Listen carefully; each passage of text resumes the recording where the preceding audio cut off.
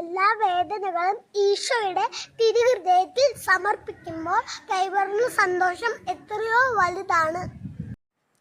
എന്റെ കർത്താവിനെ പൂർണ്ണമായി സ്നേഹിക്കണമെന്ന് ഒറ്റയാകുകമേ എനിക്കുള്ളൂ.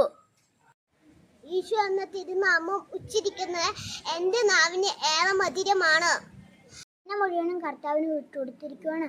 അവിടുന്ന് ഇഷ്ടം പോലെ ചെയ്തു കൊള്ളട്ടെ. എൻ്റെ സ്നേഹനാഥൻ എൻ്റെ ഹൃദയത്തിലാണ്. ആർക്കും എടുത്തുകൊണ്ട് പോകുവാൻ സാധിക്കുകയില്ല. എളിമയാണ് സുഖാർത്ഥങ്ങളുടെ രാജ്ഞി. എളിമപ്പെടുവാൻ ലഭിക്കുന്ന ഏതൊരു അവസരവും വലിയ ഭാഗ്യമായി ഞാൻ കരുതുന്നു. പുഞ്ചിരി ഒരു തിരിവട്ടമാണ്. സങ്കടപ്പെടുന്നവരുടെ മുഖത്തേക്ക് നോക്കി കരുണയോടെ ഞാൻ പുഞ്ചിരിക്കും.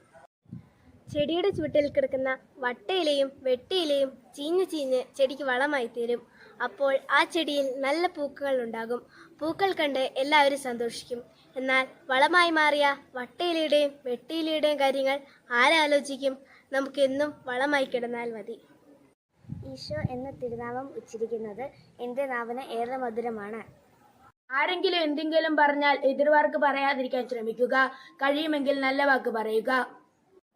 ലഭിക്കുന്നതിനേക്കാൾ കൊടുക്കുന്നതാണ് എനിക്കിഷ്ടം. മനസ്സലിവോടെ ഒരു നിസ്സാര പാപം പോലും ചെയ്ത് നല്ല ദൈവത്തെ ഉപദ്രവിക്കുന്നതിനേക്കാൾ മരിക്കുന്നതാണ് എനിക്കിഷ്ടം. ലഭിക്കുന്നതിനേക്കാൾ കൊടുക്കുന്നതിലാണ് എനിക്ക് സന്തോഷം. ദൈവസ്നേഹമുണ്ടെങ്കിൽ പരസ്പര സ്നേഹമുണ്ട്, പൂവും പൂമ്പൊടിയും പോലെ. ഈശോ എന്ന തിരുനാമം ഉച്ചരിക്കുന്ന എൻ്റെ നാവിന് ഏറെ മധുരമാണ്. പുഞ്ചിരി ഒരു തിരുവട്ടമാണ്. കരുണയോടെ ഞാൻ പുഞ്ചിരിക്കും.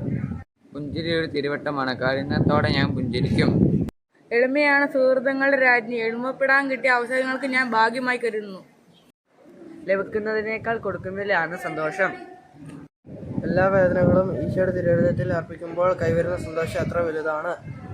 ഒന്നും ഓർത്ത് നമ്മൾ ദുഃഖിക്കേണ്ടതില്ല. കർത്താവ് എപ്പോഴും നമ്മോട് കൂടെ ഉണ്ട്.